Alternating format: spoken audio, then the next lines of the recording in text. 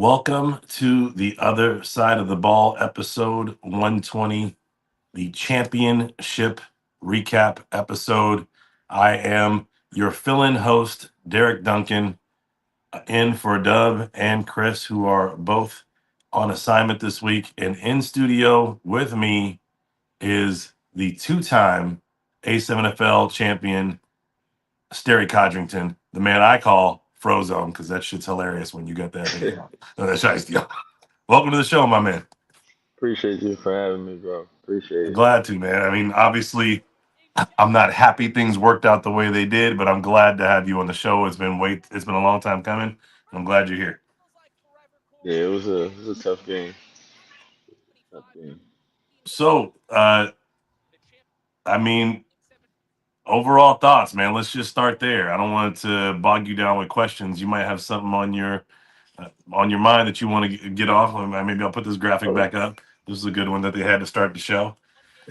Uh, no, I Anything mean, that was on your mind going into this game that you want that now that it's over, you want to get off your chest? no, I'm not. I'm not too much like the other guys. So I mean, I'm cool with the questions. I ain't really expect too much as far as the game. I just I just hope that we executed what we needed to. But as far as expectations, I ain't really have any expectations just because it's any given Sunday. We could have came out flat. We could have came out hot. You know what I mean? It was all up in the air. We never really knew who was gonna show up. So it's just I didn't really have too many expectations. I learned that throughout the season. You know what I mean? It kind of helped me stay level headed throughout the game anyway. Yeah, But throughout your season and throughout your career, you got a little more. No, we'll say a lot more professional, real football experience than I'd say 90% of the guys in our league. And I'm guessing that ability to stay calm and stay cool is because through a much you've been through high levels of football and high level games that tells you that you could show up to a game as the favorite and get beat by 21 when things are evenly matched. In the yeah, A7FL, they're rarely evenly matched, so you don't get to experience that a lot. But in other brands of football, you do. yeah, and I mean with this season in general, just with roster issues and tough games, close games, nail biters and stuff like that, it kind of it kind of stop all your expectations because again, you don't know. You know That's a that good. once you get there, you know what I mean. You're gonna have to play hard regardless. But as far as all the other uncontrollables, you don't know. That's a good point. I guess we'll start there. This season, more than any season that I've seen in the A7FL, BIC was battle tested. You guys were in dogfights with every upper echelon team you played against this year, where normally you're dog walking them. And the only competition you really have at your level, not saying that there's no comp in the Eastern Division, we're not starting that shit.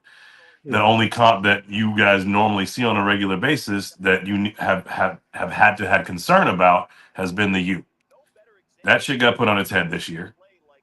Virtually every team you guys played came with reinforcements and looked like they could be the best team in the league when they played BIC. But you guys still handled your business. Obviously, a narrow escape on a couple of them, but still walk away with an undefeated season throughout the regular season. And as I said, battle tested. I mean, I'm assuming that experience throughout this season is kind of what you're pointing to as to why things probably went the way they did for you guys in the championship.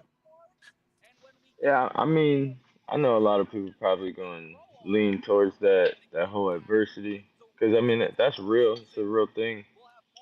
But I mean, I'm not too caught up into that just because guys been the two chips back to back and came came back from down two scores. So I mean, adversity, yeah, that like I said, it's a real thing. But it's that to me that wasn't everything.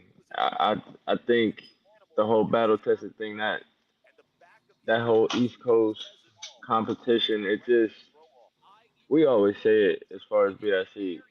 Everybody give us their best game when they play us.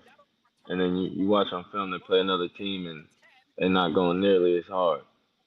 Now we made a lot of mistakes throughout the season, which it prepared us for last Sunday to try and clean up those mistakes. But it's just that's football. It's any like I say, it's any given Sunday, and we do have good competition on the East Coast. But again, when those teams play BIC, they give us their best shot because they know if they don't, it could go left quick.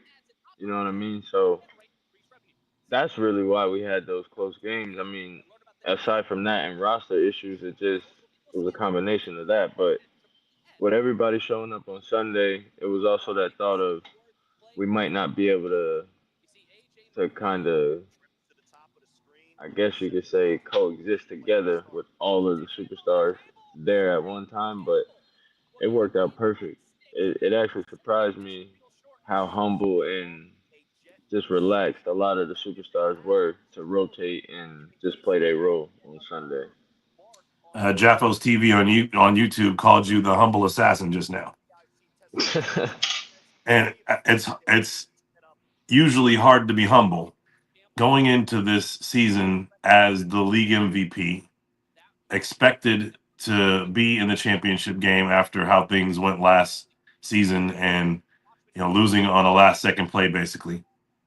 Facing the adversity you did, but look, you have been the MVP and have had another MVP like season. What was different for you this year versus last year? What is the key components for you from this year overall for the season, not just the championship game, but for overall for the season? What set out, what separated it for you? I would say that loss, to be honest with you. Like that loss, I mean, it's a chip and everything, but just the season that we had last year to get there and then to lose like we did, and then the trolling and everything that was going on all throughout the off season. I ain't gonna lie, I knew we could get back. I knew we had to get back, and I knew all I needed was the opportunity to get back. So I wasn't necessarily too worried about the regular season as far as stats wise, MVP wise. I said it at the beginning of the season before the season started. If I do what I need to do as far as sharing the ball and getting the ball to my guys, my stats will come just because of the players that I have on my team. So I don't have to do much. I just got to get the ball to the people at the right time in space, and you know what I mean. They do the rest. So I wasn't necessarily worried about the MVP stuff. I was truly just worried about getting back to the chip because I knew y'all was gonna be there, and I wanted to play y'all again because I really I mean everybody knows it. I didn't play my best game last year when we played y'all, and I'm not one to make excuses or nothing. So I needed that other opportunity. Welcome to the show. Not live with 25, Mr. Knox, division manager and all around baller in Las Vegas. Welcome to the show. On with us is last year's MVP and two-time champion Sterry Codrington from the BIC, quarterback of the recent national championship winning BIC. We're talking right now about the differences from him for last year. Obviously, Sterry, your quarterback play from the pocket this year, not even from the pocket, but with your arm, because a lot of what you do sometimes is on the run or on rollouts. But we'll say with your arm, this is far and away the best season I've seen you have as far as accuracy is concerned. Had a little conversation with Kenny Stansbury not too long ago, and he told me about a specific play that you and he looked at together, and you guys talked about it.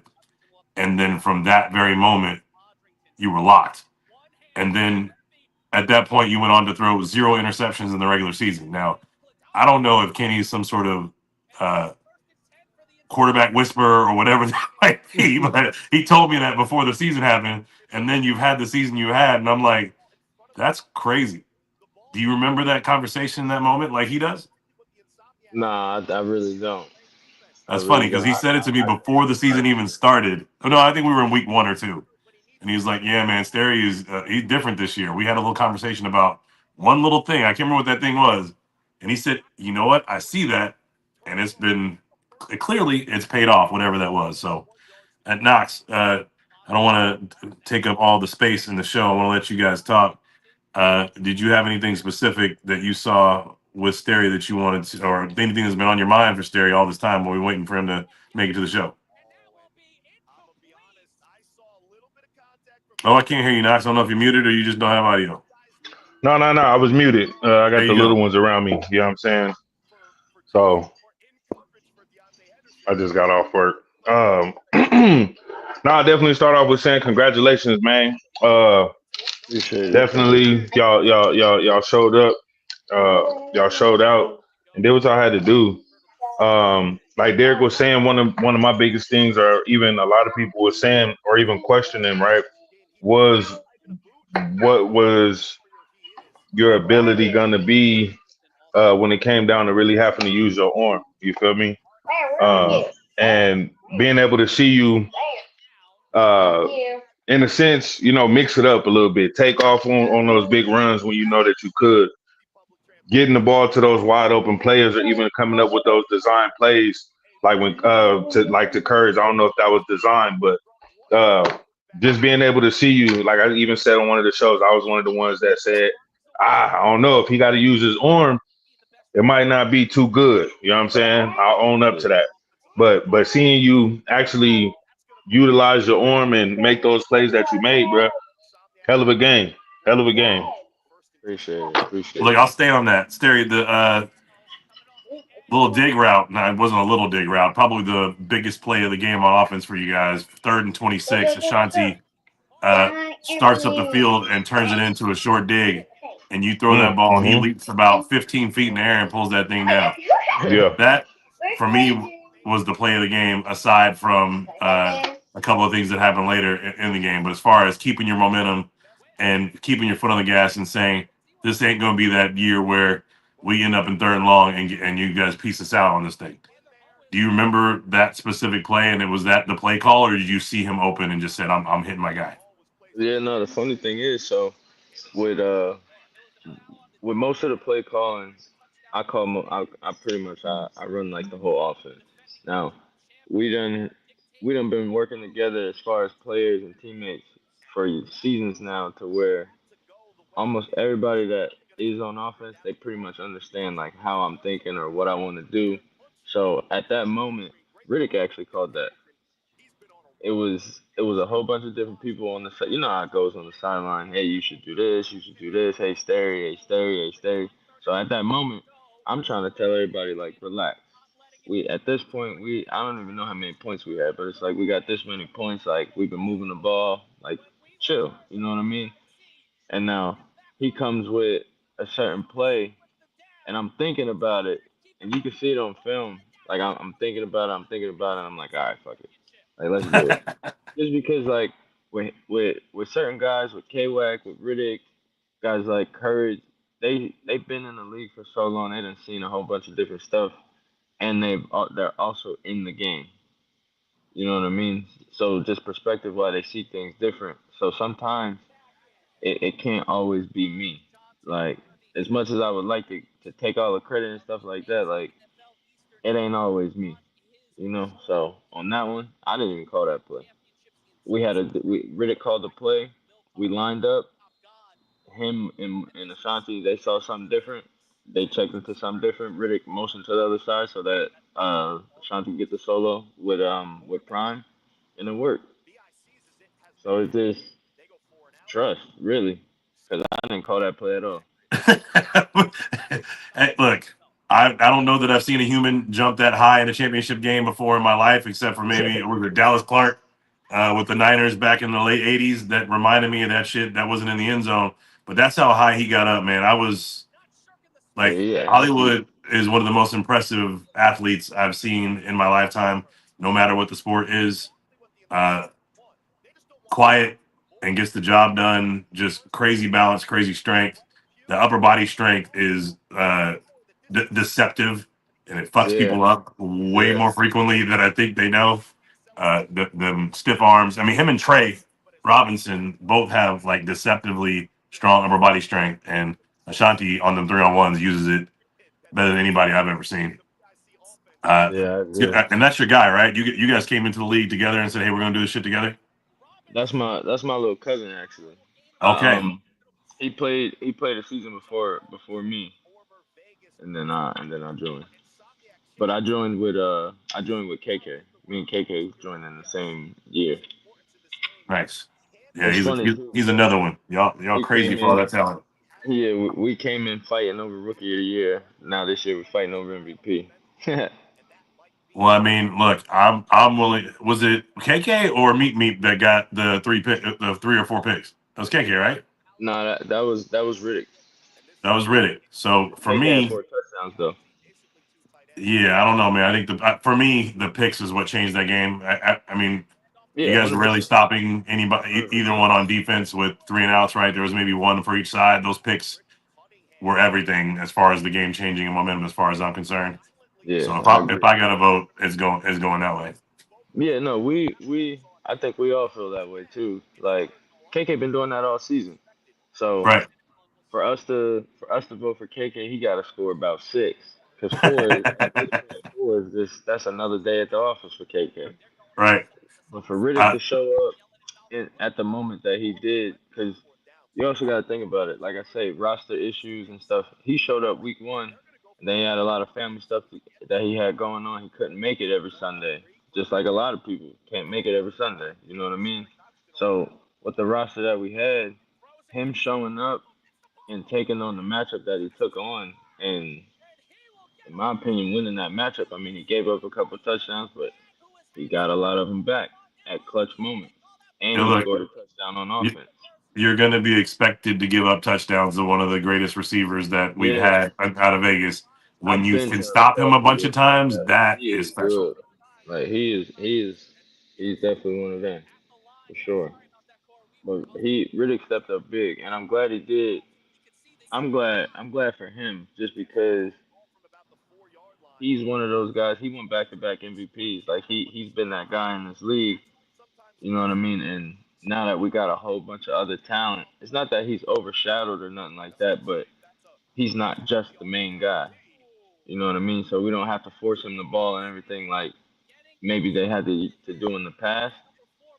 But him showing up and doing what he's doing or doing what he did show people like, yeah, I'm still him. You know what I Yeah, you mean? know what? So You just I hit me was with happy something for that him. I didn't even think about, Sterry. Like last year, your guys in the East were talking about how one dimensional you got when things got tight in the game, that you started just going specifically after your primary guys. This Mm, year, specifically, you spread that ball around more than I ever seen you have. And I want to say, I think one of my favorite plays was the tight end leap to Courage, where he got to do his boom touchdown celebration. I was mad as shit when it happened, but just the legacy of what that celebration for BIC means and what it meant for Courage and what it meant in that moment, and yeah, kind of the exclamation point on the whole game was that, like, that was so dope and so fucking infuriating at the same time, man. I wanted to laugh and cry at the same time. It was wild. That yeah. No, Courage he is BIC. Like he's the epitome of BIC. He really is, and real. he's another like chapter, as you could say on the storybook. Just because, like I say, of roster issues and how it's been going this year, Trey Robinson has been the Swiss Army knife. He's been the dog that we use wherever we need him, and he been the only running back that been showing up every single game consistently. You know what I mean? And every once in a while we'll have another guy that can show up that Sunday and kind of help Trey carry the load. You know what I mean? Pause. But with Courage showing up and him being willing to just play tight end and block, he don't even care about getting the ball. It go to show you what type of player he is, what type of teammate he is, and then like you say, for him to get in that end zone, it meant more for us than it probably meant for him. That was his last game. Oh, did he officially announce his retirement? I think I just officially announced it. Well, look, Word, you heard it here first on the other side of the ball. Courage word. Mosey going out with a I chip wish with the I boom wish he played. celebration. I wish he played another 20 years. Like you can't find another Courage. Oh, You keep really him on the can't. sideline, man. Do it like Hirsch. Like let Hirsch kind of go step back into the coach's only role, and let Curry sit on the sideline and coach at the same time. Put him in every now and then. At least that you'll still have that legacy standing next to you. He one of those guys where even if he don't show up to the games, he's still gonna be tapped in watching every single play. He gonna be sending comments, and that's just Curry. He love the game. Yeah, man, we love watching him play. Widely regarded as the best running back in A7 NFL history, especially uh, in the legacy years. People are putting up RTC as somebody who is uh, of his ilk, and maybe he's the next big thing. He certainly was the last 2 years. This year, obviously, he was on a bum wheel. This game, no excuses, but courage in that passing of the torch time gets the victory and gets in the end zone when RTC is supposed to be taking over for him. That's a hell of a statement, man. That's a good way to go out on top too. Yeah, yeah. It's gonna So, be tough. Nax, yes, all right. So a lot was said about Mark Bagway stepping in and what his role was going to be, and what his role ended up being for sure in this championship game was the 3-on-1 killer. I know you guys used him in some end zone packages and some extra point packages, and the back stack and to play a little defense. But having his brain in the huddle and on the sideline with you guys to go along with his talent, did that change anything for you on that side? Because I know he is football IQ crazy and Yeah, one of my favorite players to watch. he. To be honest with you, it's crazy because bro, he's so quiet. Like he, like what you expect from somebody who as good as he is. Like he not that at all. Like He's he's like so you. chill. He's so yeah. Like he be chilling. Like, but he'll let you know, like, I'm here. Like, whatever you need me to do, I'm here. Like, you know what I mean? I ain't come here for no reason. Like, I ain't come here to step on your toes. Like, I'm here, whatever. And it's just, like I say, for somebody to be that good, but to be that chill, it make it so much easier. And then it's just, he's so creative. It just allows us to be more creative. That's really my biggest knock on my game is I'm not that creative like a Huff or like a Buck, but at the same time, it allows me to be more consistent and efficient, in my opinion. You know what Well, I mean? But you're creative on your feet. Maybe not yeah, the setup not play play call. calling. You get Exactly. Yeah. What I love about BIC and what I love about Insomniacs, and probably the reason why they keep ending up in the chip, is y'all play regular football, right? It's not all this exotic shit that gets you. I mean, there's a bunch of style points that come from that, but lining them up and my guy versus your guy, if you're going to be the best at that, you're going to win championships, and it's Yeah. clearly evident at how it's gone is BIC Insomniacs BIC. I mean, it's a BIC and Insomniac sandwich for the last four chips, right? You cannot dispute that playing regular football in the A7FL is for real. Now, some people would dispute that a bunch of them guys are quote unquote flag guys. We don't need to have that conversation with this group because every one of us came from or has played flag at a high level, and my understanding is you still do now too. So you understand what it means to be in a flag league at a high level, and Yeah. it's those flag guys that are winning these championships now on both sides of on both coasts. So I think that argument can be done for good as far as I'm concerned. I But mean, the flag it helps. It's like when you was in high school and you ran track when you was a football player. yep, it gives you another level of balance, another a thing to see, another wrinkle that you can add to your game, right? And all those guys that quote unquote say can get out of a phone booth, they probably learned that from flag. Oh, this fucking run. Are you watching the TV? Yeah. Yeah, man. I just keep thinking. I'm like, I just want to throw it to him. I want to throw it to him one time, maybe two. I just want to throw it to him. This run. This is the best 3-on-1 run of the day, even though he didn't get in the end zone. This shit. Look at that. This, Whoop. that Ugh. is Ashanti Missed Worthy tackle. personified. Stiff Strength, arm. balance, Look. shiftiness. misdirection. Like, ugh. I'll put that shit hella high and make his ass look up for it.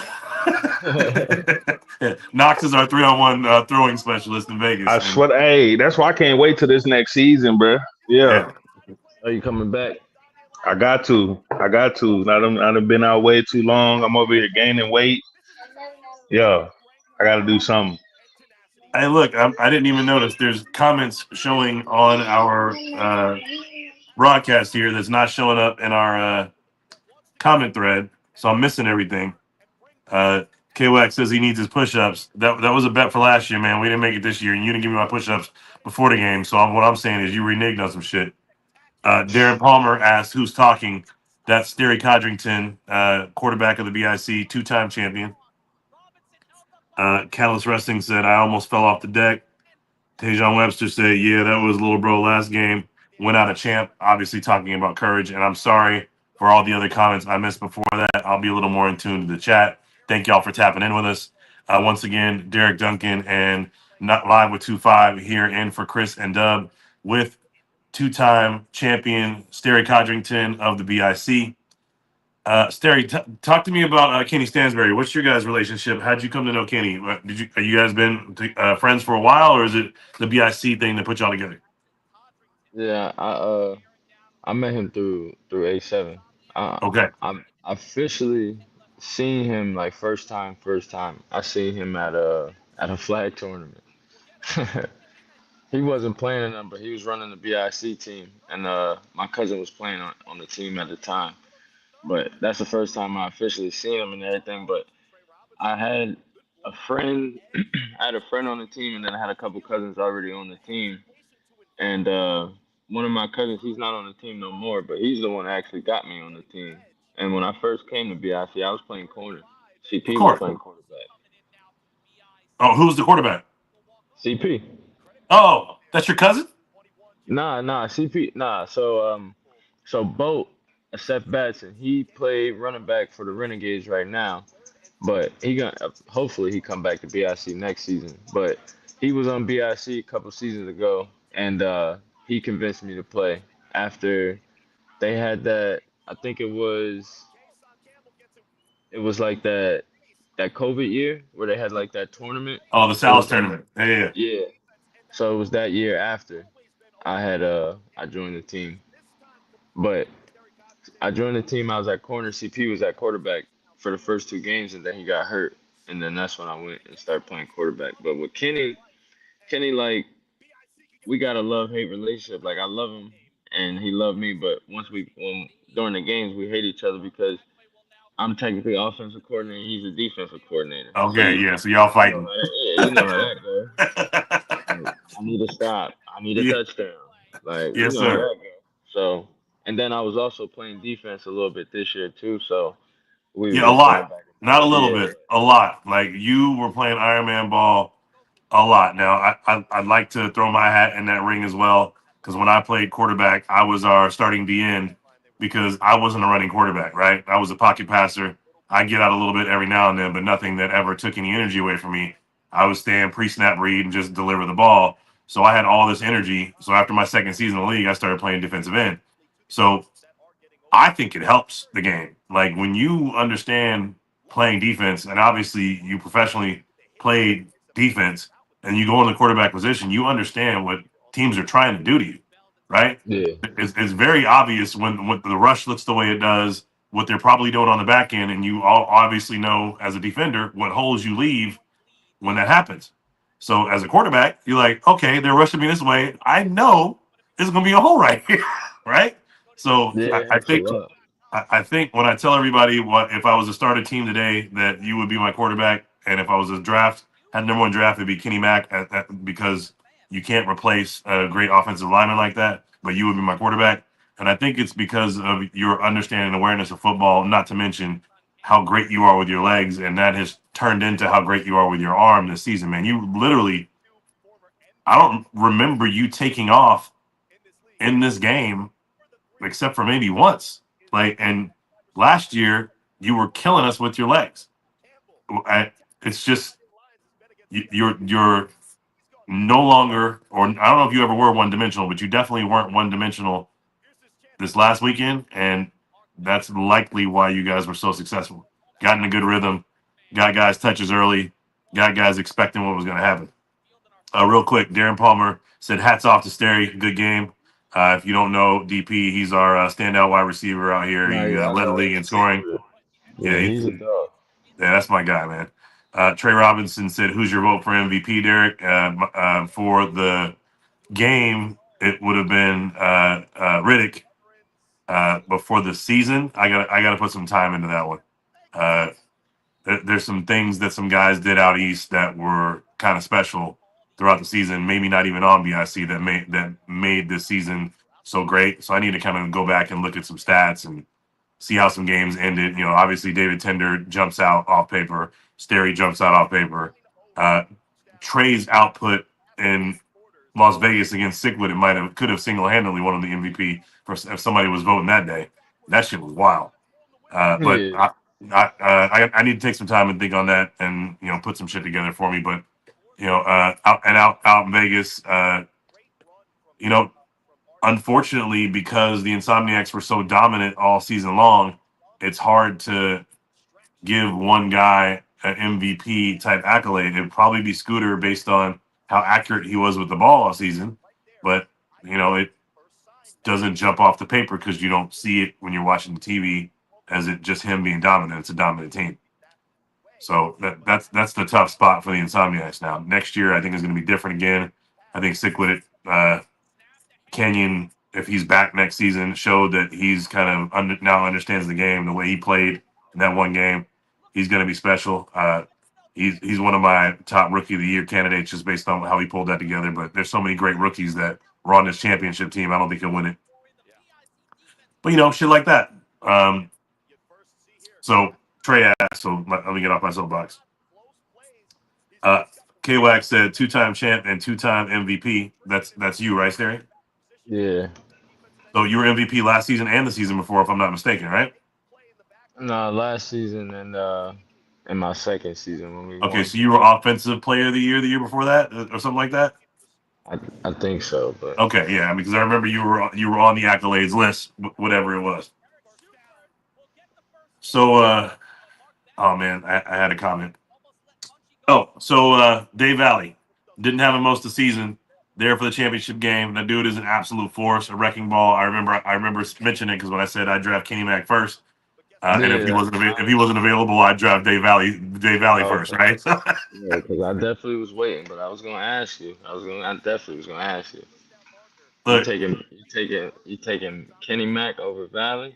I am just because the pedigree. I know what Kenny Mack brings to the table. I know what he does for coaching up the other guys around him. I know how much Oh of a yeah. leader he is in the huddle, and he doesn't miss games. Like he is that anchor for the entire team across the board. He gets guys motivated, pulls guys together, and he's as good as you see on tape or on TV. That's a dude I want in my franchise every time. Man, Valley faster than Kenny Mack, man. He's faster, absolutely, They got when a he's not race. hurt. They got a Obviously, race. he was hurt all season, so you didn't get to see his speed. Yeah, but I'll say, I mean, he might be faster, but I'll say on just overall skill, in my opinion, Kenny gives you more skill. You know what I'm saying? Less holding, more actual play. You know what I'm saying? Sure, I can Valley, see that. he get a hold of you. He just gonna hold you. You know what I'm saying? Like Big Mo, he's gonna rip your jersey.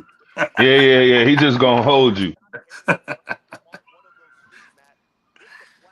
Oh, all right. So, Sterry, what's next year BIC look like for you? I mean, I'm expecting a few retirements. You already announced Courage. It sounds like Big Mo Ramadan. I know he's not been your guy for that long, but it sounds like he's probably hanging him up after the season. Yeah. Uh, what's BIC look like next season? What are you guys losing that you got to replace, and do you already know what you're replacing it with? Honestly, I don't. We. It's funny because we're doing all this fake recruiting already, but we ain't even really sat down and figured out what we need or what we don't need. But it's it's BIC. It's like BIC is like a stepping stone for some young players because if you get on BIC early in your career, you could prove yourself. You could get to another team and have a big role, like a main role on another team. Or if you one of the older players, tail end of your career, you come to BIC because you're tired of getting beat, like your body getting beat up and everything, and you just want to have a role, play your role. You know what I mean? Keep your body intact. So it's like we So always like gonna the have Patriots of yeah, the 2000s, huh? yeah, like we always gonna have a rotation of players, Yeah. old players, new players, a mix of both. I kind of think it everybody is getting onto that wave where you got to have older players, vets who know the league, who know the game, and they're gonna play every single game. They're gonna come to every single game. And then you need those guys, those flag guys, if you want to call them, who when they have the time, they're gonna show up and they're gonna add that different spice to the team. You know what I mean? So I don't really know what BIC gonna look like next year. I just know the core people are gonna be there. That's all that matters. That's all right. Well, you know, KY's going to get out his Dirty Mac recruiting again, and we know that's going to happen. Yeah, he Uh, really is. He really is one of them recruiters. Like cause he not afraid to speak up. oh Like no, he'll talk to anybody. yeah, That dude will talk to the wall. and honestly, like that's half the battle. Like, cause you could think a player is good or a player might be good for your team, and then you also think like, oh no, I'm not gonna hit him up. He might not even want to be over here or whatever. K-Wack don't care about none of that. If he think about it, he gonna hit you up. Cause the worst thing you can do is say no. Like that, you know what I mean? That's how he think of it. That's why we get the players we get. He recruit so Hey, many people for us. look, KY tried to recruit me to come run the Jersey division. That's Exactly. no, but what I did want to say and why I brought up Kenny Stansbury before is I want to put the rest of the league kind of on notice of how good Kenny Stansbury is at his job and how well he runs BIC and what a great asset he is to the league. That dude is about his business, maybe even more so than I am about my business. When he calls me up and we talk, and he's like, "Man, we need somebody like you in Jersey."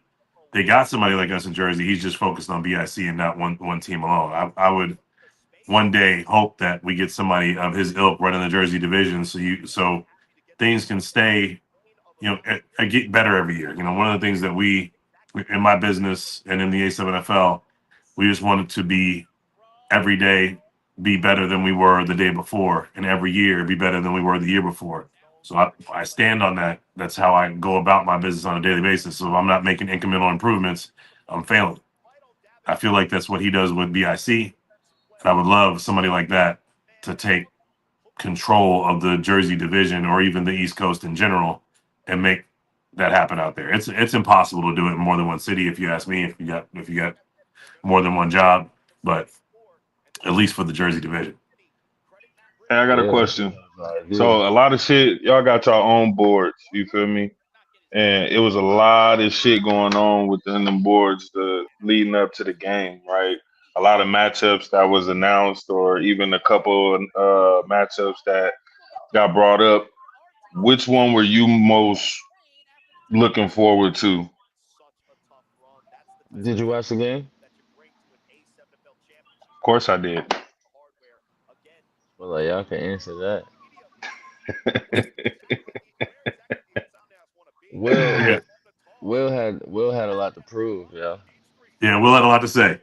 He couldn't hide, and y'all couldn't hide him. If he was on that field, we was going at him. Yeah, I think Will. No, I think Will knows, and we all know that his inexperience at the corner position is what got exposed more so than his athleticism. Like he Yeah, doesn't have DB hips yet. He is a receiver playing DB, and that obviously got seen very early in the game, or maybe it got seen on tape and started getting exploited to the point where, you know, and Will's a dog. He's going to stay in and fight, and he's going to do some good things. But when you have high level receivers and a high level quarterback and high IQ plays going on, that's a bad recipe for somebody who's not uh, built for that yet. Yeah, yeah. I mean, like I don't want it to sound like I'm dogging Will because I sat with plenty of the guys from the Somniac after the game just chopping it up. I mean, you saw it, Yeah, so I'm not dogging none of them. It's just what I saw on film. I liked. You know what I mean? It's just and he wanted the matchup, so it was kind of like thank you. But it's just I told him he like Richard Sherman to me. Anything vertical, he going to get it. But anything in and out, and then you throw a little motion in there to somebody that's not used to playing DB, we yeah, moving fast. You yeah. know That what I mean? pass off. The is If you coming don't at know you how to fast. pass off a DB and they're doing motion, you are just done, right? That's that's a fundamentally hard thing to learn, and then if you don't have it, it's hard to come back from.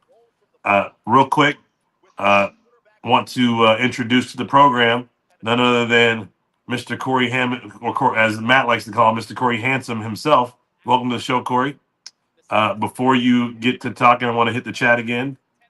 Trey Robinson says some of these GMs need to take a page out of Wack's book for his recruiting. H3 Frazier said that's no excuse. I play wide receiver, had to play DB to help my team out. So, well, H3, I'm not saying it's an excuse. I'm saying that's what happened. So you want to call it an excuse? I'm saying that's why he wasn't able to compete at that level. He didn't have the hips. He didn't know how to drive on the ball. He's not used to it. He hadn't seen it. Now this is your second year playing DB. You figured it out, right? So good on you. Uh, I missed one. Oh, CP3 Oh, said, "What's up, fellas?"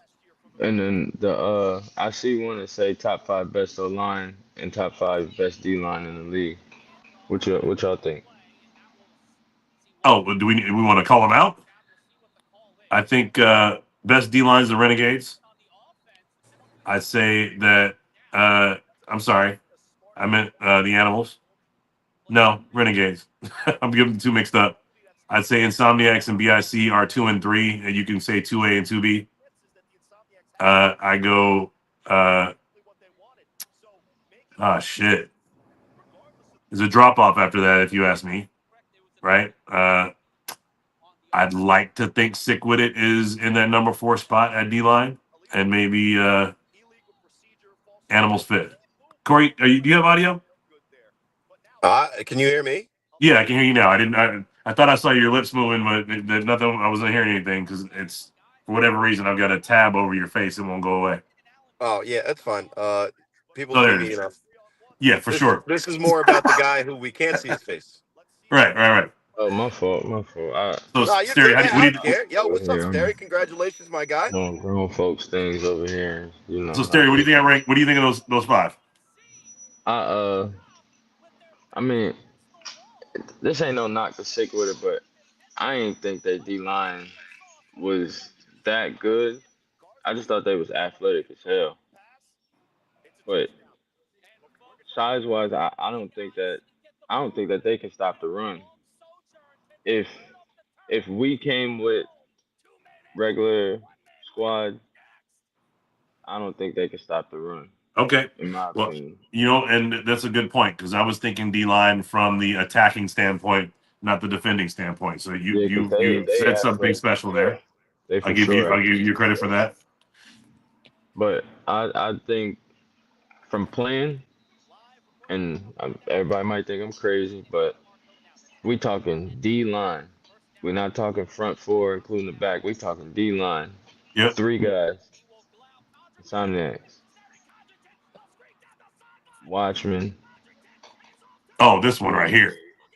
That was the one you got loose on, and I cannot believe Will tracked you down. You and I talked about that one already. Yeah. He fast though. That Yeah, shit he's was wild. fast. I was Will is standing He up strike. top, and I And had then the angle Daniel from the Webster too. opposite Hey, corner. what was the conversation right there when y'all was walking back? I was telling him like boy, you tall as hell in person. Like film don't do it justice. Like I'm like, oh, he got some height. Like he a jump ball guy. Then I got next to him like, damn, bro, you tall as hell. That's And then funny. Jeremy's good too. He's good too. If he get his hands on you, he gonna put some pain on you. For sure. So revert back. You say Insomniac's D line is number one. Yeah, I think You Insomniac D line is number one. so you matched up against the Renegades. Obviously, you matched up against the Insomniacs, and they give you the most trouble. The Renegades, the Renegades create so much chaos because of their combination of the D line plus the backer that they have. Okay. They know how to disguise that backer in the gap to where sometimes he's rushing, sometimes he's not, sometimes he's covering the tight. Like they do a real good job, especially if they put Megatron there. He's 6'11" in the A gap. You know what I mean? So their system and how they set it up makes them what they are as far as their defense. But just those three guys, it's hands down the Insomniacs. Okay. I appreciate. Look, your defensive IQ is tremendous, brother. So thank you for fixing some of the things that I'm talking about here, because what you're saying is special, and I appreciate the education. And that's beautiful that you feel that way. I'm sure the guys who you just went up against appreciate you giving them that nod. We are here with Sterry Codrington, two-time champion, two-time MVP, and potentially a third. Uh, on the show with us is Corey Hammond, live with 2-5, and myself in for Dub and Chris. Corey, thank you for being on the show. I know you've probably got a ton of questions for Sterry. I don't know if you've been listening the whole time, if we touched on any things that you may have already wanted to hear about, but what do you got for us, my man? No, I just wanted to pop in. I saw you guys were on here. Just sat in a friggin' Domino's for 45 minutes waiting for some disgusting pizza. Shout out to Domino's if they ever want to be a sponsor though. That would be great. Well, Uh, look, well, if you don't have much to add, I got a great question for you because you'll have the best perspective at anybody on this. I don't know if you heard, it was announced in the show that Courage Mosey is retiring from the A7FL, and that segues into Matt Ryan retiring from the A7FL, your co-hosting counterpart. Uh, what is your thought on Matt Ryan and him leaving the A7FL? yeah, I mean, two guys that you wouldn't think have a lot of similarities, but in my opinion, they kind of do have similarities. Let's start with Courage. Courage, I think, is probably the greatest body of work at running back in our league's history. It's easy to see why when you see some of the highlight plays, but I think what people miss about Courage is as great of a just pure playmaker as he was, especially in his prime. In the 2016 championship, I think people wrongfully take a little bit of credit away from Corey Price. But one of the specific things that CP did to come back and beat that Chiefs team was find Courage out of the backfield as a check and release guy. It was one of the most dangerous weapons they had all day. Plus, obviously there was a bunch of great plays on defense from that BIC squad. But Courage carried that era of BIC in a league where we've had a lot of great running backs, but the sustainability, the availability, the length of guys' careers is basically non-existent. So Courage, one of the most exciting players to watch, always showed up huge in big games. His U performances are something to marvel at. Just how consistently excellent he would be in the biggest games. Um, I only was able to share really a backfield with him for 1 year, but by far the best running back I've ever had, and made it really easy to then run play action, which is an underrated ability when you can throw the ball accurately downfield. Just ask Sterry Codrington about how he was using play action at times to freeze the center of the defense to take advantage of some of those crossing routes against the Insomniacs. But Courage, there's a reason he put on the goat mask, and everybody wants to take it away from him. I think that's an apt um, characterization of who he is, at least in the pantheon of running backs in the A7FL.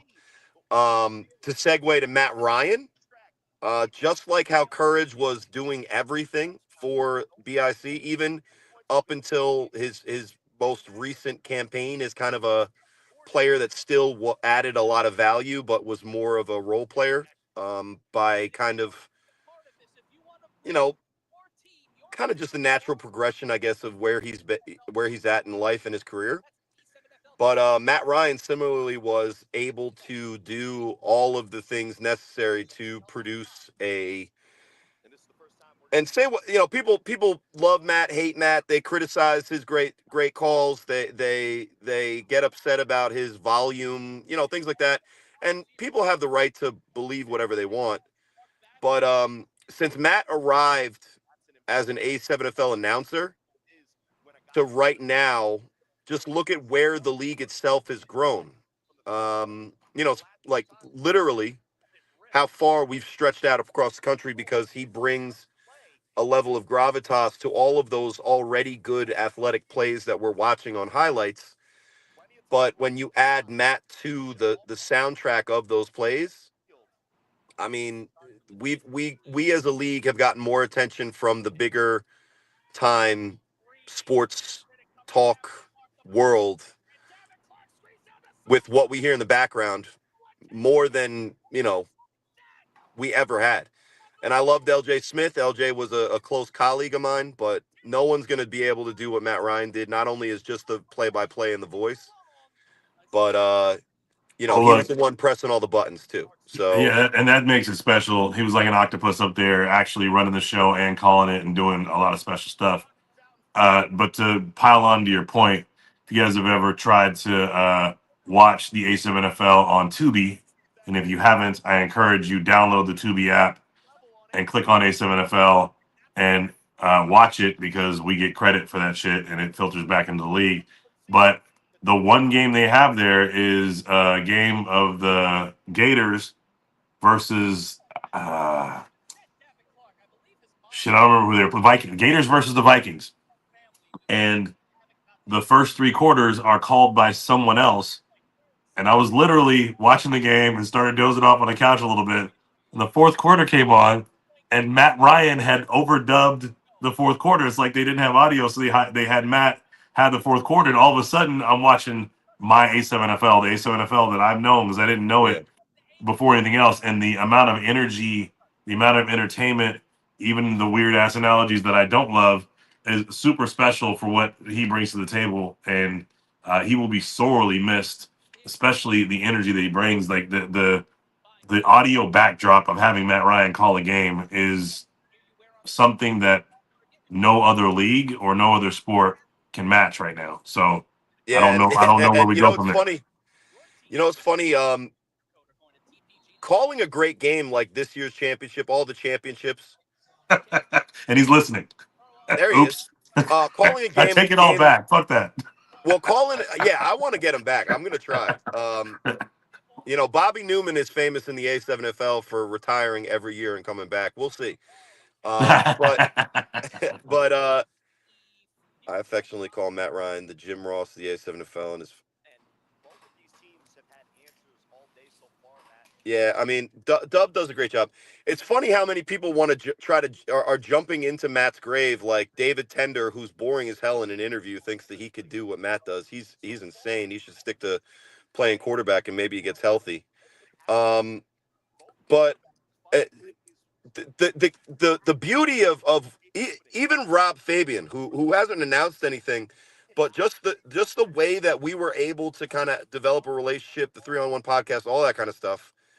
Um, Great games are easy to call. You just let the game call itself.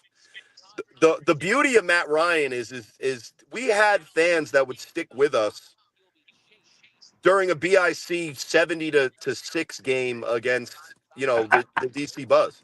All right. And it becomes what Matt always envisioned was he wanted to call a game like he was one of your friends on the couch watching it with you, like just enjoying sports. And I really appreciate Matt. I hope that he either finds another way to bring that enthusiasm to other people in another way if he can, or he comes back. But just to cap that, Matt Ryan will surely be missed. And courage, Matt. you'd think there's not much in common, but those are guys that were excellent in what they featured in, but also had all the skills to do all the other things that really pull a team together, and that's why they're both leaders and legends, and will surely be missed. Well, it's easy to say Matt's going to be ultra successful in whatever he decides to do next, and if it does end up in any role back with us, of course I would welcome it and do everything I can to make that happen because he's been nothing but a joy to work with for me. And like I said, for me, he is a seven when I listen to it on TV. So, I love our guys out in Vegas. Chris and Dub do a great job. I love listening to their games too. Matt's different. Matt is very different, and he brings a different level of energy that even I fancy myself a pretty goddamn good announcer too, but even when I listen back to my games, I get tired of hearing my voice. I don't get tired of Matt's. So, Yeah, Yeah. it's not as easy What as what people what think. what do you think about Matt Sterry? I know you're a good person to ask. Not like some of these peasants that are always talking about how he's getting names wrong, but then they can't wear the right jersey. You know what I'm saying? I used to be one of them peasants because I didn't understand what it looked like from in the box and like Yeah. what y'all setup was, and then also what the roster is and the names on the roster. Like I didn't know what I didn't know. But what I Fair can and fair, say, but I'll tell you this, Matt calling a game and reading a roster list is like you making a pre-snap read, and then all of a sudden the eighth man comes off the sideline and goes into a hook to curl on a spot where you thought you were going to get trips and you were going to just look for the switch. You know what I'm saying? And all of a sudden, some guy is coming off the sideline, eighth man, completely illegal, and you have to prepare yourself for it. I give Matt credit for doing the best he can because he's also pressing all the buttons. So it's fair that you were one of them, but Sterry, I think your first ever appearance in the A7FL as a starting quarterback, you went for over like 550 total yards. So I don't think you're one of them peasants. We figured out your name pretty quick, my guy.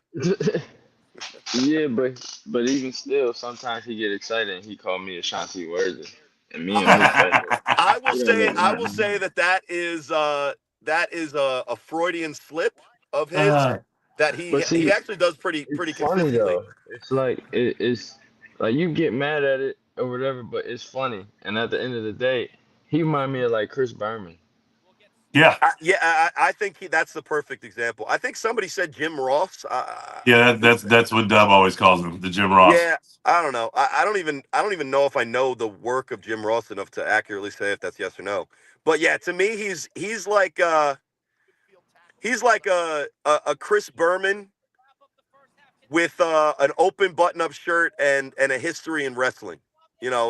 The wrestling Matt comes out, and I think it just fits our league so perfectly. But The three of y'all are Look, for me, he's it's Joe like Rogan, right? excess. I mean, he's Joe Rogan's the perfect comp for him, and the energy, the knowledge of the game, the open shirt, like that's it. yeah, I mean, and any insert the guy you like here, and if you like him, it's probably a Matt Ryan. There Matt you go. Ryan is equivalent. So, Sterry, when Yeah. are we getting you in the booth, dog? I mean, I'm boring. I know football, but I'm boring. You are Yeah, man, not. you're trying to retire. Hey, listen, let them keep trying to retire the quarterback that doesn't win as many games as Sterry. Sterry's got a lot more to do in this league. He only gets to play one game a week, though, bro, just like you. So we need somebody to fill another role. All right, well, don't put that type of thing on a guy who's focusing on winning games. I'm wrangling cats with my teams, and then after a beat down, they make me go up in that booth. Don't do that to my guy Sterry just yet. Yeah. Well, look. All right, Sterry, you don't If need he any gets if he additional gets information gray in the anyway. beard, if he starts getting gray in the beard, then get him in there. We'll get him in there. Yeah, that ain't happening yet. It's up top How about though. this? How about this? Up I, top it, though. I unfortunately don't know what you guys covered with my guy Sterry, but this is more of a way to get the humble brag out as well as ask an interesting question. Um, man, people who have seen the prompts, I think it might have even been Trey Robinson that posted it, saw your stats for this season. which exclude your rushing stats, by the way, which kind of doesn't tell the whole story. But not only were you in the 65 to 70% completion range, average over I think 200 yards per game in the air, 38 touchdowns, 0 interceptions. What's the one stat that you look at when you look back on this season that you just played that you're like, that's absolutely unreal? How did I do that? Yeah, you funny as hell. They say the humble brag. Yeah, that because now it's gonna sound cocky, but like I'm not surprised about none of it. And it's like I still didn't play that. Like in the chip game, I still could have did more. Like yeah, I missed a couple passes, and that's a part of the game. But like the running lanes that I missed, the hesitation, I got caught by Chris on what should have been a touchdown, if not a field flipper. It's like I'm so hard on myself that I expect I expect to do this. Like so when y'all and when I say y'all, I'm talking about everybody in the Yeah. entire league included. When y'all say what y'all say about my game, I take it personal. Like I don't feel no type of way as far as like I'm gonna start crying and stuff like that. Like, but I feel some type of way as far as like I'm about to show you. And I feel like year after year, based on what people say, that's what you're gonna see the year after that. Like what y'all say last year. Y'all say I couldn't sit in the pocket and throw. That's all I did this year. You You know what I can't give mean? up a game and let the Insomniacs win. Nah, nah. Nah. And I really wanted that game. I really did. Because not for nothing, like when I came into the league, it was just the you that I Yes, had to Cole. worry Yes, about. Cole. Cole, You give know us what the I mean? stats too. I only had to worry about the you, and then it was Baltimore, and it's like I feel like once we once we accomplish that as a team, as far as beating Baltimore, beating the U, and then y'all come out of nowhere and y'all beat us, like I'm like hell no. Right? So I needed my get back for sure, like and as a team, but just me personally, like I needed to play better because I know what I could do. Like, and I know I didn't have the best performance when we played y'all the first time, so I'm not surprised by none of it. Like the 0 interceptions, I'm surprised per se with just some of the dropped interceptions that people had. Like Mims dropped an interception. He a good DB. Yeah. Danye I could have mean, had an interception there's in the there's in the luck there to first game. 0 interceptions for sure, Yeah, but hell yeah. it's also On earned top of because I mean, listen, you throw the ball away from defenders more often than you throw the jump ball, so that's one of the things that yeah, I saw this year, especially. that's not my game. The jump ball Yeah. is not my game at all. And like that's another knock though, because that is an important part of the game where if you are good at like if I could throw the fade ball like Scoop, I'd be throwing red zone fades all day, every day. But I can't throw that fade ball like he can. You know what I mean? It just but that is definitely a great part of the game to add. It's just it ain't in my bag yet. Yet being the operative word. Yeah, you Well, I mean, always get better. listen, if if if you have things that you aren't perfect at, you know, you could work on them. But again, leave a little bit for some of the other players in our league to be able to do because you can also run like a 4-3. Cole has your stats of 529 yards on the ground in a year that you said, and I quote, "I stayed in the pocket all year," which factually is accurate. You had approximately 240 pass attempts, so it's a 5-to-1 ratio. But on that fifth play, you're getting over 10 yards, and who is I'm gonna keep sacking you and hitting you like I did when we played. It would be cool to know who you are, Javier. My bad. I Oh, apologize. Javi, yes. So most people probably ain't gonna know Javi just because he quiet, but he's good, yo. He's from BIC. He's actually yeah. He's a rookie this year. He's He's a D tackle. Well, He's a D lineman because we put him at DN sometimes too, depending on the formation and everything out there. But he's I think he was. I think he had a ski mask on. I'm not sure, but he's a big boy. He's a big boy. So we're here with Well, Sterry if you Codrington. got Hang on, Corey. Let me yeah, do the reset. We're here with Sterry Codrington, two-time MVP, two-time champion, recent champion for the BIC. Filling in for Dub and Chris is Derek, live with 2-5, and Corey Hammond. I'm sorry, Corey, you were saying? well, no, I was just gonna say a lot of people do eventually get to me. You know, I've been known to have great offensive lines. I've heard that. Honestly, Sterry, that was a great answer, and I appreciate. The only thing you could have done better, just for next time, because I know you're always trying to improve. That you, what stats were you surprised at? You go into your teammates' stats and you talk about how great a season Kason Campbell had. Oh man, it would have been chef's kiss, perfect. But no, I'm just joking. I'm just joking. So let's move on a little bit. We are on the Vegas show.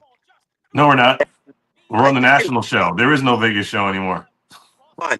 So we're on the other side of the ball, and you now have a really interesting perspective on the top two teams.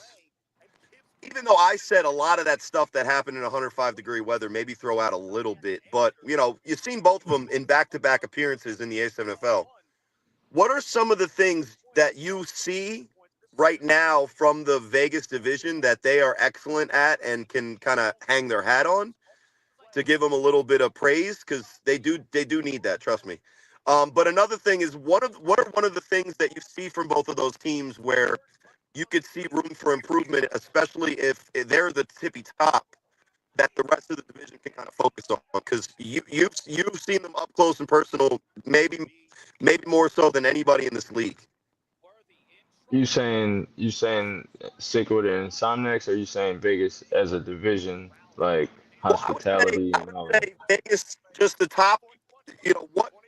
What do you say about the top two teams that probably, if we're honest, could be applied all the way down for both the positive and negative? Well, Corey, you could put it together. The BIC has actually seen the three top teams in Vegas. They saw the Force. They saw Sick with it. They've seen the Insomniacs now, and the Force is basically, I mean, the Stealth is basically the Force and OTT put together, right? So he's had experience looking at all three teams. So let's add that into the mix and go ahead and answer. I'm sorry, Sterry. Well, I would say to start with the other teams, the Force,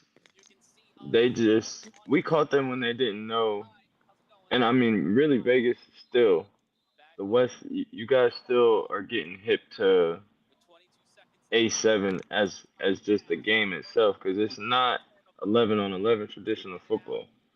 You know what I mean? So single tight, double tight, wing, motions, how you can hike the ball, just all the little tricks, and even like the Baltimore special, like just the little stuff. We caught the force when they had no clue what was going on.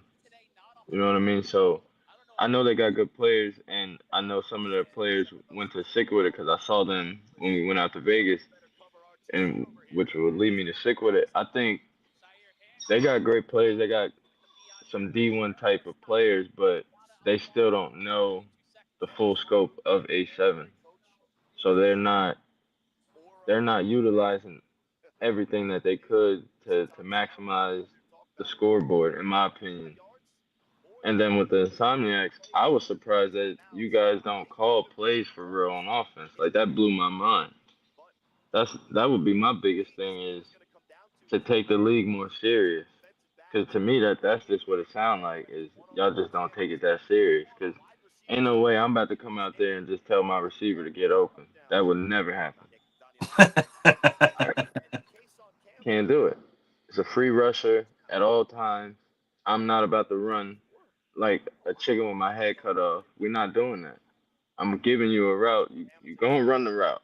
Like it's not a free for all. We're not doing that. So that That surprised me. So that'd be my biggest thing. Is the Insomniacs need to take it a little bit more serious than what they do, and then the other guys they need to kind of take heat from the Insomniacs and recruit. That I mean, that's what Kenny say all the time is you can't get mad at BIC for recruiting the way that we do.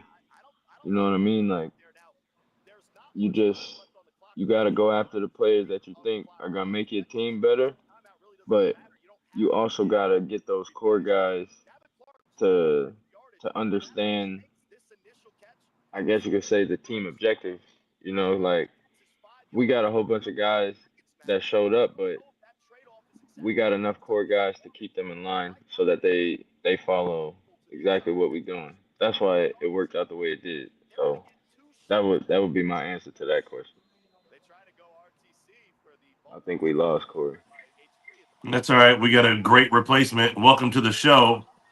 The Price is Right, Mr. CP3. Yo, You um, replaced Corey at quarterback once before, didn't you, for the BIC? I think it was the other way. I think it was the other way around, Oh, my bad, actually. my bad. That's the crazy part. No, speaking of that though, because I was listening to my quarterback. Oh yeah, I heard. Oh shit, I said my quarterback. Damn. I was listening to Sterry talk, and Yeah, you and heard that. You heard that. You see? You see? Derek, I was listening to Sterry talk, and one thing when I went to the game, I was on your guys' sideline first, and I seen a lot of guys on BLC they didn't like that necessarily. But I was saying I did that because you know how you said you when you guys came to Asbury, you didn't feel very welcome. I didn't have no water. I didn't have a lot of shit that was basically a necessity for a football game. I just personally wanted to make y'all feel welcome. And what Sterry just said too about the force and the sick with it, when BIC ran double tight and both the tight ends raised their hand, and I was on y'all sideline the first half, I noticed that a lot of the guys from the Insomniacs never really seen that before because they thought that was illegal because they was yelling to the refs, both of the tight ends are raising their hand. So once again, going back to what Sterry said, I'm pretty sure we all knew that the Insomniacs don't really practice. They don't really call plays. I mean, they call plays like you're going to run a post corner stuff like that, but they don't have a necessarily playbook because they feel like they're just better than everybody. And also, what Sterry just said, I felt Hey, like if but they would have took the game more I gotta serious, disagree though because I haven't been on that sideline. They do got a playbook that they actually run, okay. and they do But practice See, within their and own I ain't group. I ain't mean to overspeak. I just really a couple of them was you feel me like because I asked them. I I asked a couple of them. But Y'all running also me plays being out on their there. sideline and me watching the game, for them to not make the adjustments in the second half, for me to see that they're calling the same plays on offense, a five and out, a curl, a screen, a go route, like that's and me personally, I'm being real with y'all right now. That's how I've always played this game. I have never, and I don't want to say never, but I usually watch film a Friday or a Saturday before the game, even a Sunday morning. I'll run up a few plays and I'll go out there and just wing it. And I've been doing that my whole career. I'm just being honest with you. So that's what I seen from the Insomniacs on Sunday. It's not that they don't have a playbook, but also you're probably right because once they lost, Dalvin Clark came to me and said, wait until we open up the playbook. And I'm not only running a screen and a go route. And that's So more it's of what I meant. Yeah, yes. is So that's what I was telling David. It's like after I threw a pick on the fade ball, it's not that I would have went away from him, but I would have opened up the route tree just a little bit more to open up that fade ball again. It like I feel like y'all Well, didn't do well, too I much think I to think bring Riddick up to make him play I other think routes, and really that's what the matchup that's really very came down to, in my opinion, guys, the matchup really came down to when BIC lined up every single down and they have four in the box. There's single coverage on the wide We'll go receivers. brush our teeth. whenever Scooter had enough time and space to throw, comfortably from the pocket, whether it was the quick What you screen, know? which I'm was trying to brush my blocked teeth. extremely well by the offensive line of the Insomniacs, or when Get up Scooter there. accurately threw the ball on those one-on-ones. I mean, that matchup was in the Insomniacs' favor. But what eventually happened is having that extra rusher attack Scooter, it caused breakdowns in the offensive line and the protection that then forced Scooter into throws that he wasn't either ready to make or was rushing it. And all three of those interceptions were kind of an assist from the defensive line.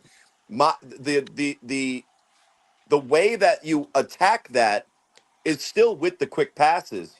But I think in my opinion, I think if Scooter's a little bit more healthy, a couple of those throws maybe get to their intended spot. But the other thing is when you're as fast as Riddick and you backpedal your entire coverage on a Davik Clark, you're you're in trouble if you don't throw the right pass. And I think his value was obviously seen. No, no, not right now. I'm talking about his Yeah, value was obvious, but I think the scheme of what the Insomniacs were doing, Davik was open when Scooter had the time. He got him the ball in spots where he could score. Munchie, when he was running timing routes, was wide open. It's when Scott was either getting pressured or when he missed Munchie on that 3rd and 10 late in the game. I kind of knew that the tide had turned and that there was really not much that you could do by opening up a playbook, in my opinion. Maybe get Danye involved in some of those quicker throws on offense. But the defensive line for the Insomnia, I mean for the BIC, in my opinion, are what kind of made the difference in that second half. That's why I said BIC is a top three D lineman. Like realistically, they got guys on their D line that can stop the run and the pass. If you want to run on them, they got. Okay, here you go. I'm sorry. yeah, no, I Yeah, agree with you. yeah. You got Isaac, you But got Big Mo, you got Kevin White, you got the guy that me you just being on mentioned. the team, You, though, that you just mentioned, Sterry. Then you got Ole to stop the pass rush. Like you still got Isaac to stop the pass rush. yeah, Like you talking about Javi? yeah, like the BIC probably has the second best D line, if not for the Insomniacs, in my opinion, because they have the depth and No, they got the players. when I answered the top five, obviously I left BIC out there Oh, because okay, I wanted okay, to see. okay. Yeah, I feel you. But obviously, BIC has the better O line and D line. We have just what is a plethora. You feel me? Yes, that's Of a perfect word. Yes. people like, and there's no drop off. Like our It's okay. starters, our backups, their starters. Like our tight ends, we can move them to O. Like our D tackles, like Javi can play D tackle, he can play DN. You can move Olay outside, inside, moving the backer. You got Shad. I We got forgot a about lot of depth. Shad. Damn. See? We got see, but you forgot about, and I'm glad you mentioned his name, or I mentioned his name just because it reminded me. But I wanted to say this. You probably forgot about him because this is the first time in my whole career where Shad showed up to a game and just played. Bro, And yes. Because it's you always see some shit me with and him, and that's Corey, my boy, bro. That's my boy. But yeah, it's always some shit with him. bro, he was so helpful. That's crazy. Word, He was Sterry. so That's helpful. crazy. I've known him for 10 years, bro. And I've never Like seen him be so quiet at a football game. But this is that was how the you're biggest. saying everyone bought in to the system, bro. I was And just You about to you say didn't that was everything the say you came full didn't say circle. Bone, which is you didn't right. You didn't say Kevin White. You didn't say I Big said Kevin Mo. White. I just forgot about I no, said Kevin no. White He and No, Bo- I'm and said me. I'm not He saying you said oh, okay, didn't. me I'm as okay. far saying as as like Sterry a was just trying to rotation of list all people. the guys. Yeah, Good job. and Turn it That off. that that's how that Turn it many off and go rotation lay people at we down. got. defensive Yeah, line, that rotation of defensive line was more guys than I played against the U with. That's how deep they were. yeah. But No, that's Hey, real why shit. that's hey, why I real left quick, BIC, I and just that want was to the last thing acknowledge I said. CP3. He said that he made sure he made everybody feel Go lay welcome. down. I felt that, bro. Thank you very much for your hospitality. Everybody who took the time to say what's up. Big shout out to Ryan Shamar. That dude was spectacular on Sunday. The guys from the Animals who all came out, David Tender, a bunch, Kwani, what's the tall guy's name?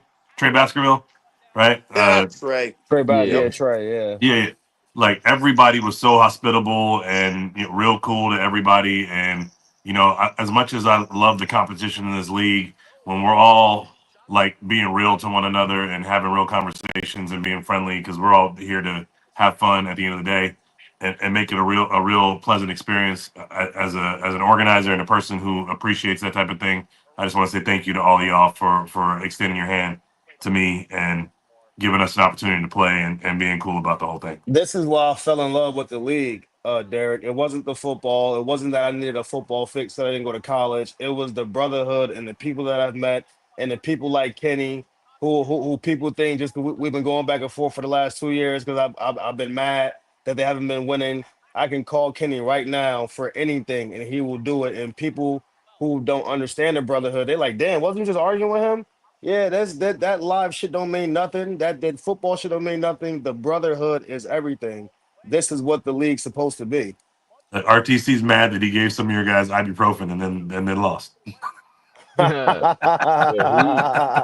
Bro, he is one of the funniest people I ever met, bro. Oh, He he's he got hilarious. such he got such a good like sense of humor and like personality about him, and it's crazy because he's so big he could kill you, like he'd step on you, but he really just be chilling, like I mean, he really is like Derrick Henry, right? I mean, Nah, for yeah, real. yeah, After seeing him in person Sunday, and bro, I've never seen someone play on an injury like that so hard. Like that was probably the gutsiest performance I've ever seen in my life from on a a broken football leg. player on a free bro. And honestly, I seen him go head up with Henderson and his fucking neck went into Henderson's chest, and we heard like on the sideline. I told him, I said, bro, sit your ass down, dude. Like, what are you crazy? Like, but that's how you know how bad he wanted that shit, bro. Like, and then even when they went the Wildcat later on in the game, you saw how hard he was running. It was reminiscent of how hard he ran 2 years ago against the Nightcrawlers, how bad he wanted that win. But it's just that, like I said, I've been on BIC ass for the last 2, 3 weeks because I kept telling him I wanted him to wake up. I wanted him to understand what was coming. I wanted him to understand the depth of what they needed to do to win this game. And I'm just happy that this shit really happened because when have we really seen a complete BIC game like that besides the 2022 championship game that we beat the U in? Because that's the last time I've seen him play a game like that. It wasn't perfect, but I'll give it a good 95%. I mean, I think the opposite. I think the tough games in the playoffs this year prepared them Oh, for definitely, a especially against really us. well. The Renegades game. I mean, look, say what you want about the calls and the this and the holding and all that kind of stuff. It was a great game to watch, but also for a team that wants to win games in the the biggest stage against the best teams. That was about as good of a simulated championship type of opportunity as you could Where, possibly get, right? yeah, I don't think there's a quarterback that kind of simulates the accuracy that you could get from a healthy scooter on the East Coast, like a service when he's like actually dialing it up. And I don't know, man. I think that not this past season, but the previous season. Say what you want about the Insomniacs trip um, to the championship. BIC's was um, what my oh Renegades yeah, game they first Mercy round. ruled y'all. Yeah, Then they played who? They played. Animal. They played Animals, That was a great game though. That was their but toughest but game. Animals had already lost in the playoffs. So you're already talking about Oh a three yeah, and five they played regular the season Ghosts. team. They're the 3-5 regular season team and an 0-2 in the playoffs team. Animals last year. Then you got a The- Huffless U. yeah. But that's what I was trying to say earlier, Duncan, Derek. When I was trying to answer that question as far as like battle tested, that's what I meant by I wouldn't necessarily consider it battle tested because our like with us with BIC, our problem is we too good for our own good. Like Mm-hmm. this my fifth season. I've lost 5 times Right. to two different teams. And it's Right. like when when we just blow teams out, we get big headed and that's when we fall asleep. And like last year that's what happened. Once we got to the chip, we had already thought we won the chip without Mm-hmm. without even playing the chip. And I don't know if y'all remember, but I was damn near the only person on BIC that kept saying like, bro, we gotta play the game. Like I mean, y'all you guys don't were in know how control of to. that game last year for No, like yeah, if we was game 100%. control, you guys had it for most of the game. Hey And what did Corey, we let me do? stop you right We there got because big this is headed. how I know Sterry know what he's talking about, right? Why when even though they didn't win the chip, what happened to the 2015 BIC with CJ and McQueen? They were lighting everybody up and they beat the U who was the champions and they were blowing everybody out all year. What happened when they faced the Chiefs in that final four? They lost in that Hail Mary, right? And then the following year, CJ all of them leave. Me, K Wag, Debo, Jamie from Wolfpack, we go to BIC, and we're not as good because CJ left, and we're in tough games all year. We're finding ways to win. And what happened? Just like Sterry said, we were battle tested all year, and then we finally got to the Chiefs, and we're down 3 touchdowns. We were battle tested enough to have the will enough to come back and win that game because we were fighting all year, literally. Yeah, and for us it's more so like I don't want to say battle tested just because you could play a whole or not a whole season, but like last year's chip had the Insomniacs battle tested for this season. That's the Word. way I feel. Last year's chip and then the year before that's chip.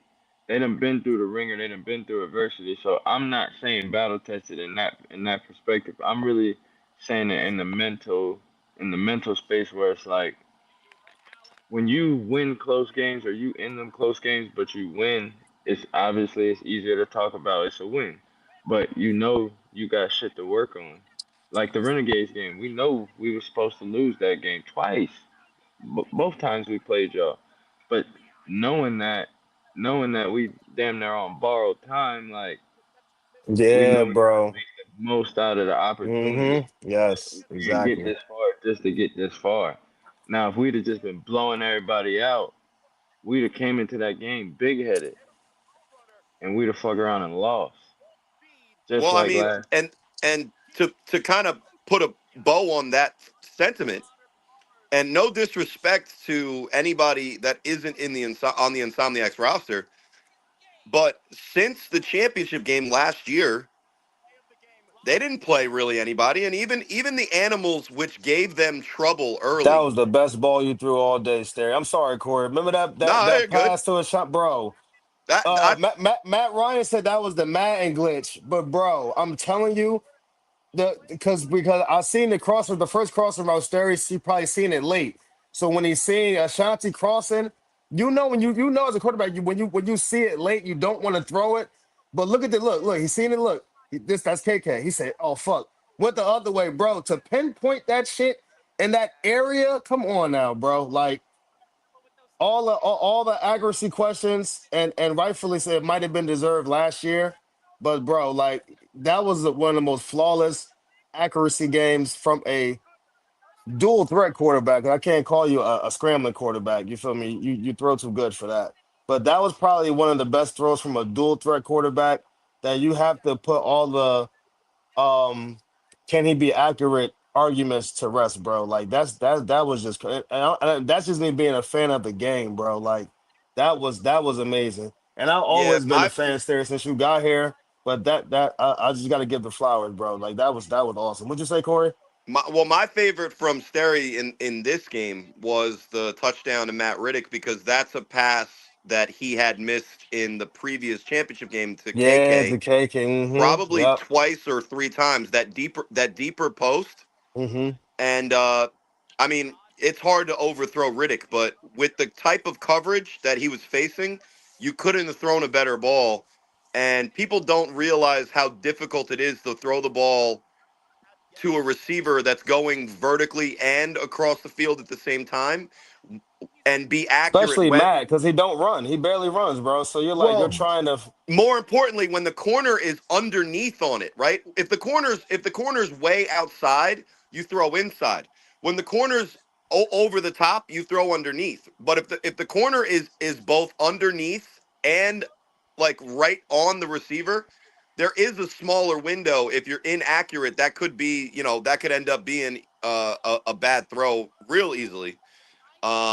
But again, going back to the competition, uh, I don't remember who it was, and I would have kept it anonymous, even if because I didn't ask him if he could say this. But one of the Insomniacs did say, like, yeah, honestly, like if we want some of these tougher games, because when it comes down to it, teams benefit from you know playing against the best, learning even when you dominate a game, learning from mistakes, because then you can correct it. It's one of the hardest things Yeah. to stay undefeated, because if you don't have Bill Belichick going into the film room and saying you fucked this up, you screwed that up, what the hell are you doing on this play? What do you work on? Yeah, And then and you're then gonna there's think you're flawless. and I think a lot of that, kind of snuck up and bit the Insomniacs in the butt, because all year, anything that they just decided that, hey, we're going to do this, it worked. So not that the adjustments that BIC made against what the Insomniacs were doing defensively was, out of the box or some kind of like, 4D chess or anything. Run the crossing route, force the switch, and then when you guys threw the one touchdown on the slot out to Kason Campbell, Danye was just he was telegraphing that he was going to cover a crossing route, and Mm-hmm. KK ate him up on the out route. So some of those Yeah, adjustments aren't man. don't have to You be gotta keep them complex. guessing. But in my Gotta keep. opinion, what hurt the Insomniacs is they were able to call base offense all year and win every game by 60 points. You even saw it when they were facing the Animals in the Final Four. When the Yeah, they Animals ain't changed started getting shit. pressure and penetration on the D line, the game all of a sudden wasn't just let's go out and play tiddlywinks on the sideline, hand the Let me ball put these off to kids to sleep right RTC. quick. Yeah, No. I don't know. Mm. I think it's something that the Vegas guys should take upon themselves, since, and all disrespect, I guess, to all the other Vegas teams. Nah, I love you guys, Vegas, but if the Insomniacs are going to be prepared for a championship, teams like the Stealth, teams like the Hunters and Gold, they better be able to put up a little bit of a better effort than just a sacrificial lamb every Sunday, to the gods of the division, because CP, you mentioned 2016. It was just New Jersey and Baltimore, but that year that league had BIC, the U, Savage, Immortals, Gators, and Cobras. You could walk into a regular season with no, you know, I mean, you if you ran into Snow Tribe, you'd probably be good. You ran into whatever my team was at that year, maybe you'd be good. I think that was Spanktown. But There was a you couple run into teams any of those that teams that I mentioned in 2016, you're in a four-quarter game, right? The Savage are no slouches. Gators always came to play. Immortals eventually became one of the best teams in the league. And I think the parity in this league is going to is not only going to make the top teams better, but when everybody whines and complains on a Facebook page, like screaming into a void because it's the most pointless use of energy of all time. When you're upset with what the league's providing us as players, what you have to realize is that as a collective group of like talent, the better product that we put on the field, game in, game out, week in, week out, the more parity we have, the more we can sell games like we've seen in the championships, in the Final Fours, where people want to watch that brand of football in a tight game. We talked about Matt Ryan before, but nobody wants to watch BIC destroy the Corey Hammond Renegades. They want to see the other Renegades. They want to see both of these teams overcome the adversity, and then we can get into all the other things that like are charming about this league. But for Vegas to take another step in the right direction, it has to be a must watch game of the week in Vegas every week. And I think there's a lot of momentum towards that. And one of the things I would say is that stick with it performance against BIC. I know against understaffed and you know burning in hell BIC. Let's be fair. That what stick with it did and what Canyon Stone King did against BIC.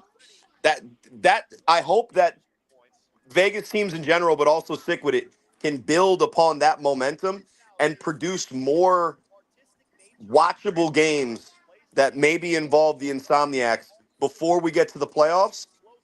And the main thing that I would say is that these types of games between the top teams, if as a league we could sell them on a weekly basis to a TV network or whoever we're looking at, we're going to get those deals signed, and then everybody can start bitching about all the things that they deserve once we get those deals signed. But that's what I saw in this game, that I think that everybody can kind of take it upon themselves to bring that extra effort so that we get more games like this or the championship or BIC Sick or BIC Renegades or BIC Animals.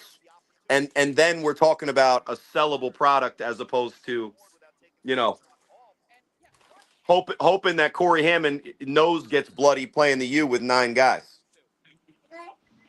It's tough though because like I know my body couldn't take a a game like last Sunday every Sunday.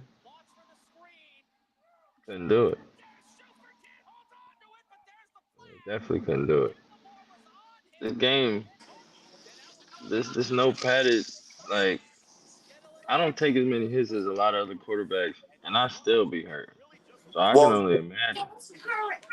it's not no padding, Sterry. It's you gotta do self padded. Look at that.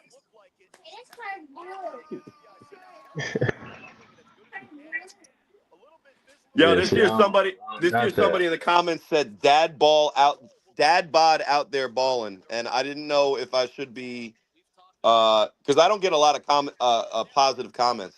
I did throw for 300 that day, but um I didn't know to take that as a criticism or praise, but you know, it just a little advice if you want to last maybe a couple extra seasons. So we will take back the championship next year. I don't know. Well, I mean, listen, Let me ask y'all this. Well, I got y'all here because I know what I think. But who you think from the East can beat the Insomniacs besides BIC?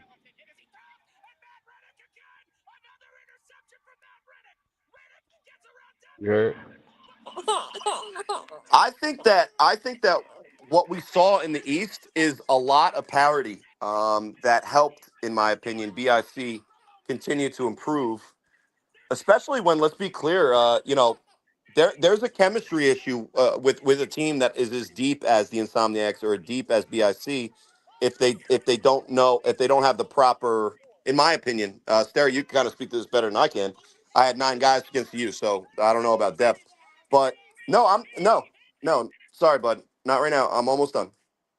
Um, so the parity that the BIC faced, I think on a good day, some of these teams could beat the Insomniacs. But the thing is the Insomniacs are also a team that if they had the advantages, like they were home or um, they had a longer field, maybe is the excuse. I don't know. I don't know if the Renegades right now proved that, and no disrespect to CP3 or whatever. I'm not sure that the Renegades are prepared to win those games that they're going to be close in. right? You give them credit for beating the Crush, but I think they have to take another step before they start closing out those teams, those games against championship teams. Um, I don't think the were slouches at all this year, but I also don't think that they were the U of old. I think the Watchmen would be an interesting matchup just stylistically because really when you watch the Insomniacs, they do play a more kind of traditional form of football where they run the ball, play action, you know, bigger defensive line. Not necessarily like a speedy defensive line, but like solid. Obviously, one of the best in the league. But I don't think the Watchmen are on that level either. So I think in my opinion, the Animals had their shot. They blew it for whatever reason you want to explain. Um, you know, I know the Animals they want to try to take all of BIC's shine, but with their drama and their antics and the fact that they want to make a soap opera, because I don't know, I guess that's more entertaining than just hearing guys that just played together and work hard and built. Um, and this is the participation trophy era, so good luck to the Animals. David Tender, I think, is still. I don't know. He's only won the one playoff game as a starting quarterback, right? I mean, they did get the revenge against the This is Watchmen second. this year. This is second season. What? All This right, is second guys. season. I'm Yeah, gonna try to close this out. yeah. So we My we bad. are I like saw that. 15, 20 minutes over, and Oh, Oh, I okay. got my bad. My I got bad. people coming to the house, and I got to make sure because since I got no one else who control it, I got to press the end stream button before we close, or we lose All right, everything. my bad. So, all right. Well, thanks I for having me appreciate you on. I'll having let you me on. guys go because No, I I'm want to I talking. want I want to get the last comment from Sterry. Sterry, just to give you the floor to say what might be on your mind, and again, thank you for being here. Uh, um, I just want to shout out all the people on BIC that got their rings for the first time, and I'm gonna forget a lot of people because there's people that I didn't realize didn't have a ring. They don't, they don't gloat about it or nothing like that, like and make it known or anything. Like they just do their job. But like a guy like Baby Joker, who had a lot of flack last year because of the chip game and everything, he got hurt this year. Couldn't come to a lot of games. You know what I mean? But when he did show up, tried to do as best as he could. So he earned his ring this year just based off of his production and everything he did last year and all the trolling and all the shit talking that he had to endure throughout the off season. So a guy like him, somebody like Sair, who didn't have the best season, but he didn't complain, he didn't bitch, he still showed up and we won. You know what I mean? So I just want to shout out the dudes that stuck it out with us, even though they could have went to another team and had a bigger role. They came and popped out for the bigger goals, and I'm glad we got it done. So shout out to them Sterry, dudes. Sterry Codrington, you are a class act, my man. Congratulations on a fantastic season, an MVP like season, and another championship on your mantle. I appreciate you being on the show with us. I fuck with you. Thank you so much, brother. I really appreciate you. Uh, I just want to say thank you to all the teams and everyone who's listening. Shout out to Chris and Dub. Sorry you guys couldn't be here this week. Thank you for everyone else who filled in. Thank you to Las Vegas, you guys, and all of our players and staff members. You guys make us so super special and doing everything in our power to put on the best production we possibly can. Shout out to the Insomniacs for another great season. Sorry it didn't turn out the way we all wanted, but it was a great season after all. And 3 out of 4 that you've been involved in ain't bad. So, uh, Corey, parting words. I mean, I'm just glad the Insomniacs now have a fire lit under their ass again, and we can expect them to not only be present next year, but an absolute monstrous force to be reckoned with. But this is my calling all Vegas opponents. This loss, it's on you, right? Everybody in Vegas wanted to take credit for the Insomniacs winning. And immediately when you would talk about the Vegas division as a whole, guys that were on the teams that are not the Insomniacs we're talking about how Vegas was champions. Well, everybody that's not on the Insomniacs, you did your championship team dirty by being as lousy as you were all season. So maybe pick it up next year, give them something to work on, get better at, and maybe it will be you that represents the town. That's an entire division, one town, entire division. Maybe it be you that represents, because let's try to win instead of just being sacrificial lambs to the altar of your I don't know, your deity. This is on you, Vegas. You let your team down. And if you don't All show up right. next year and sign up for a fall where you get health care, it's not going to get any better. And you can't take credit for championships you didn't win. And that's All me right, being an y'all. asshole, but I guess that's enough. Thank you for Appreciate the you, Ted. honesty. Everybody needs to hear it. Iron sharpens iron, but cloth doesn't do shit but make it soft, right? So Cotton candy makes the blade just sticky and gross. That's it. exactly. Exactly. Well, thank you everyone for Dub and Chris, live with 2-5, Sterry Codrington and Corey Hammond. We will see you on the other side of the ball. Thanks for being with us. All right, y'all have a good one.